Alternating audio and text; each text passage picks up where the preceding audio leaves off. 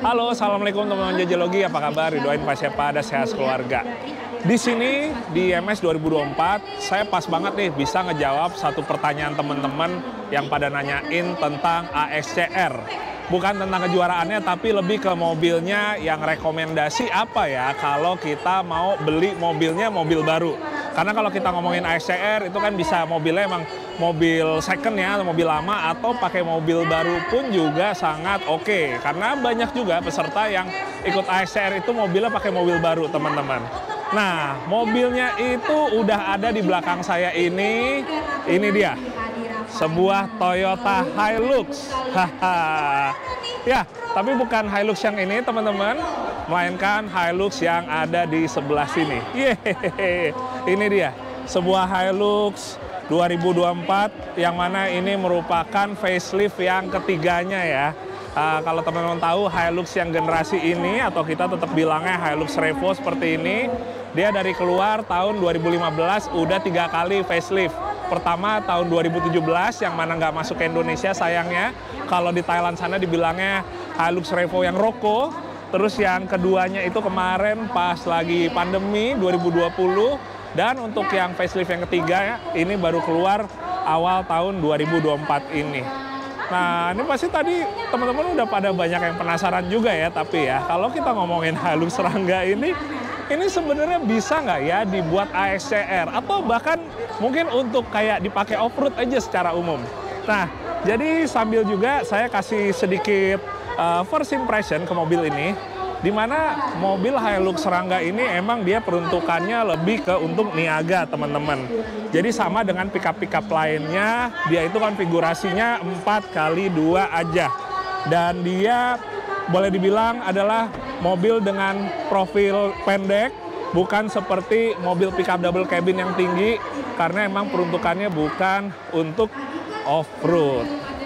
Nah, tapi balik lagi teman-teman, kalau kita ngomongin pendek, masih bisa kita akalin dengan istilahnya ditinggiin. Ganti ban gede, diganti dengan suspensi yang antingnya panjang.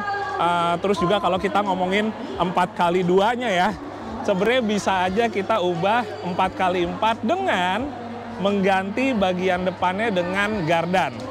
Hitungannya jadi 4x4 setelah itu.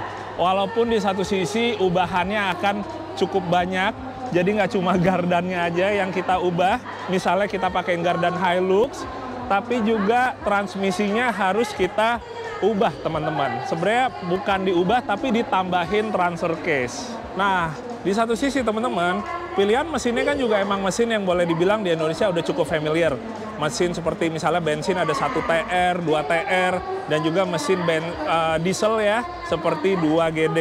Jadi kalau kita ngomongin mesin sebenarnya udah apa ya, jatuhnya mudah untuk partsnya, banyak yang familiar, jadi udah masuk kriteria yang cocok untuk off-road ya, dimana mesinnya itu sangat merakyat. Tapi ya balik lagi, yang kita butuhkan adalah sebenarnya menggunakan transfer case, dan itu akan menjadi ribet karena udah ada kaitannya dengan electrical. Jadi kalau misalnya kita pakainya transmisi yang lebih konvensional mungkin lebih aman, teman-teman. Tapi balik lagi, itu merupakan kerjaan yang cukup kompleks ya. Jadi sejauh ini emang kalau tadi saya bilang bisa dibikin 4x4 bisa, tapi sejauh ini masih menjadi pekerjaan yang hitungannya cukup ekstrim. Jadi jatuhnya masih belum menjadi sebuah saran yang mudah untuk dikerjakan oleh semua orang. Nah, karena juga teman-teman, sebenarnya yang ingin saya bahas kembali lagi adalah untuk Hilux tahun 2024 ini. Kalau pertama kita lihat dari desainnya, sebenarnya saya lebih suka yang sekarang. Lebih nggak terlalu mewah banget karena sekarang itu dia udah nggak ada modelan garnish chrome-nya di sekeliling sini. Jadi bentuknya udah lebih base ya sekarang ya. Malah lebih kayak Hilux yang ada di tipe bawah karena lebih sedikit aksen-aksen chrome-nya.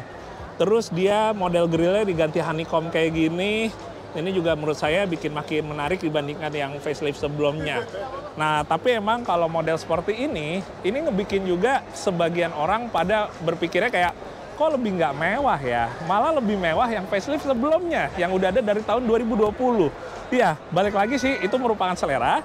Tapi pada intinya kalau untuk di saya, rasanya ini lebih masuk dan mukanya lebih cocok untuk istilahnya kita jadiin mobil balap atau mobil rally ataupun untuk mobil off-road juga rasanya utilitariannya lebih dapat. Jadi kalau di yang Hilux generasi ini tapi yang facelift sebelumnya mewahnya lebih dapat, kalau yang di sini dia kesan pekerjanya yang lebih kuat. Nah, ngomong-ngomong teman-teman, jadi Hilux yang sekarang ini dia itu ada beberapa varian. Ada yang E, ada yang G, dan juga ada yang V.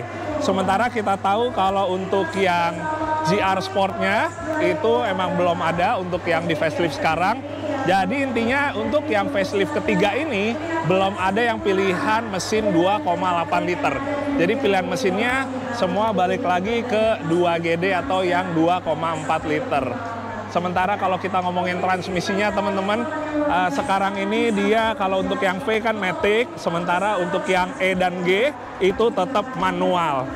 Nah, satu hal yang pengen sampein, kenapa saya sangat ngerekomen Hilux yang baru ini, tapi yang varian V, karena ada beberapa alasannya. Dan untuk itu kita akan coba masuk ke dalam dulu untuk kasih tahu ke teman. Bismillah, Assalamualaikum. Oke, begitu masuk, wah langsung berasa lebih tenang ya. Nah teman-teman, jadi balik lagi kita ngomongin kenapa Toyota Hilux baru tipe yang V ini adalah yang paling saya rekomendasikan untuk digunakan rally seperti misalnya AXCR ya, atau kita ngomongin rally raid yang lain. Dan ini ingat teman-teman, bukan berarti maksudnya untuk kalian beli ya, tapi untuk pengetahuan dasar kalian. Jadi gini, kenapa pertama Hilux? Karena Hilux itu adalah double cabin yang ada di Indonesia yang pilihan untuk parts atau aksesoris yang berkaitan dengan kompetisi atau rally-nya itu paling banyak. Jadi aftermarket-nya itu paling banyak.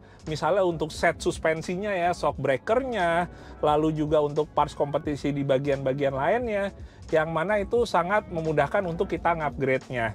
Dan di satu sisi kenapa yang baru, kenapa nggak yang second? Karena kalau kita ngomongin untuk rally raid itu, dengan kilometernya sampai 2000, kita ngebutuhin mobil itu yang reliable, yang benar-benar bisa dibilang akan bisa nyampe ke finish dengan kondisi yang aman. Itu dia kenapa pastinya resikonya pakai mobil baru akan lebih minim kenapa-kenapa dibandingkan pakai mobil lama. Kemudian kenapa pakainya yang tipe V? Karena yang tipe V itu dia menggunakan transmisi otomatis. Nah, balik lagi, kenapa nggak kita pakai yang tipe E atau tipe G yang manual? Karena teman-teman, sejauh ini dari pengalaman entah teman-teman di Thailand atau di negara lain yang banyak menggunakan Hilux untuk kompetisi, untuk yang transmisi manualnya itu dia emang lebih gampang kenapa-kenapanya dibandingkan untuk transmisi yang otomatiknya. Jadi kalau kita ngomongin untuk kerja itu emang oke banget teman-teman transmisi manualnya. Tapi kalau kita pakai untuk yang disiksa kompetisi kayak misalnya drag race di Thailand atau rally cross country di Thailand, kebanyakan mereka memilih yang matic karena jauh lebih kuat atau boleh dibilang power rated-nya itu lebih tinggi untuk bisa ngejabanin tenaga mesin yang udah dikorek abis teman-teman. Itu dia kenapa rekomendasinya adalah Hilux baru tapi yang matic. Dan mobil ini juga nyatanya banyak juga akhirnya yang make teman-teman. Mau kita ngomongin peserta Thailand, peserta Vietnam, peserta dari negara-negara lainnya seperti misalnya Indonesia. Karena itu dia, balik lagi Hilux adalah salah satu mobil yang paling merakyat kalau kita ngomongin double cabin. Dan banyak yang udah nggak meragukan ya istilahnya reliability dari sebuah Toyota. Itu dia kenapa populer banget. Nah, terus balik lagi, karena kelasnya itu ada kelas yang T1 sama T2, di mana T1 seperti yang saya ikutin pakai Land Cruiser, itu kelas yang full modifikasi, sementara T2 adalah kelas yang boleh dibilang standar, itu cocok banget untuk kita ikut pakai mobil baru. Karena kelas yang standar itu minimal mobilnya itu berumur 5 tahun. Jadi ya kebanyakan emang mobil baru ya teman-teman yang ada di kelas T2. Sementara modifikasinya juga sangat minim dari mobil standar gini kurang lebih yang dirubah paling hanya untuk shock breaker. Sisanya yang diubah itu lebih sifatnya nambahin perangkat safety. Kayak jok balap, terus juga untuk roll cage atau roll bar ya teman-teman ya. Dan peralatan safety lainnya. Sisanya mesinnya standar, paling cuma remap aja. Habis itu kalau ngomongin suspensi cuma shock breaker aja. Paling ban pasti diganti, pakai ban yang tapak kasar atau MT. Untuk velg pakai standar pun bisa. Pakai rem standar pun bisa. Jadi hitungan yang boleh dibilang cukup murah meriah untuk modifikasinya, walaupun di awalnya modalnya cukup lumayan karena kita ngebeli sebuah mobil baru. Kita geser ke bagian mesin teman-teman. Jadi sebenarnya kalau kita ngomongin mesin di facelift yang terbaru ini juga nggak ada bedanya ya. Mesin 2GD-nya dia sama-sama mempunyai tenaga yang persis dengan yang sebelumnya. Nah, ngomong kaitannya dengan AXCR lagi, mesin yang ada di Hilux ini yaitu 2GD sebenarnya juga udah cukup. Jadi pakai yang 24 udah cukup, nggak perlu pakai yang 1GD atau yang 2,8 liter. Jadi ini udah sangat siap banget buat kita pakai AXCR. Tanpa ubahan pun juga oke, walaupun teman-teman banyak yang dia udah ngasih piggyback ya teman-teman ya. Sementara untuk si air intake-nya ini tinggal dimodifikasi menggunakan snorkel yang mana itu menjadi item wajib di AXCR karena kita akan ngelewatin cukup banyak kayak misalnya sungai yang dalam atau kubangan-kubangan lumpur yang dalam. Jadi mesin boleh standar, paling hanya kita pasang piggyback, tapi kalau untuk air intake itu wajib diterusin ke snorkel teman-teman. Dia cuma tinggal ngubah aja ya di bagian sini ya, alias disambungin, bukan diubah untuk lanjut ke snorkel. Nah teman-teman, ada satu hal lagi yang boleh dibilang ini adalah improvement yang ada di Hilux yang facelift terbaru ini. Tapi bedanya sekarang itu disampein. Karena jujur kalau ngomongin improvement yang ada di mobil misalnya Toyota, kadang-kadang improvementnya nggak semuanya ditaruh di brosur. Ada beberapa improvement itu yang boleh dibilang kayak entah disembunyiin atau dirasa nggak penting untuk dikasih tahu. Dalam hal ini, Hilux sekarang itu yang facelift ini udah di-revise atau udah direvisi untuk sistem suspensinya.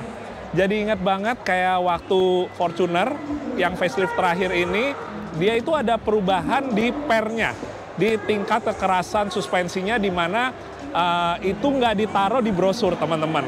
Saya sempat bilang ke rekan-rekan dari Toyota Astra Motor di mana ini sebenarnya sangat bagus ya untuk disampaikan ke para penggunanya. Karena suspensi itu salah satu hal yang penting banget. Sayang kalau cuma yang diangkat itu kayak misalnya fitur-fitur yang ada di dalam mobil. Padahal kalau kita ngomong suspensi ini kan juga nggak kalah penting. Tapi yang di Hilux sekarang akhirnya dia juga mengalami revisi suspensi dan itu dikasih tauin. Jadi kita juga tahu ya, maksudnya nggak cuma ubahan di kaki-kakinya aja, nggak cuma ubahan di mukanya aja, tapi juga di kaki-kakinya. Nih ya, coba kita lihat sebentar. Nih kalau ngolong di sini agak malu saya. Yes teman-teman. Jadi kalau kita ngomongin si pernya, ini sekarang udah mengalami revisi yang mana katanya bantingannya bisa lebih enak lagi. Walaupun saya belum tahu lebih enaknya itu dalam artian slow speed atau high speed atau medium. Tapi pada intinya dia udah merevisi untuk bagian pernya. Sementara untuk bagian belakangnya juga sama teman-teman. Ntar mau ngeliat dulu ke sekitar, malu mau ngolong. Yes. Oke teman-teman, ini dia. Jadi bagian belakang, ini pernya juga udah direvisi. Jadi dia jumlah lembarannya kalau saya lihat tetap sama, tapi dia tiap lembaran daunnya ini dia udah diubah dengan yang model baru, yang mana menurut Toyota ini sekarang udah jauh lebih enak bantingannya. Nah, sedikit mau sharing ke kalian, kalau per daun itu yang ngebedain karakter bantingannya itu dari apa ya? Ini teman-teman. Jadi kalau kalian lihat, yang namanya per daun itu dia jumlah lembaran ikut mempengaruhi kekerasannya. Yang kedua adalah ketebalan dari tiap lembarannya. Yang ketiga adalah panjang setiap lembarannya. Dan yang keempat adalah si antingnya ini. Ini antingnya kalau dia derajatnya berbeda, miringnya berbeda, itu juga pengaruh ke sebagaimana dia keras lembutnya. Jadi pada intinya yang sekarang dia udah direvisi untuk sistem pernya, tapi kalau yang lainnya tetap sama, dari mulai rasio gear sampai adanya electric differential locker atau locker belakang ya di sini. Oke teman-teman, mungkin sekian dulu untuk video ya tipis-tipis ngasih informasi dan rekomendasi mobil yang cocok dipakai untuk AXCR.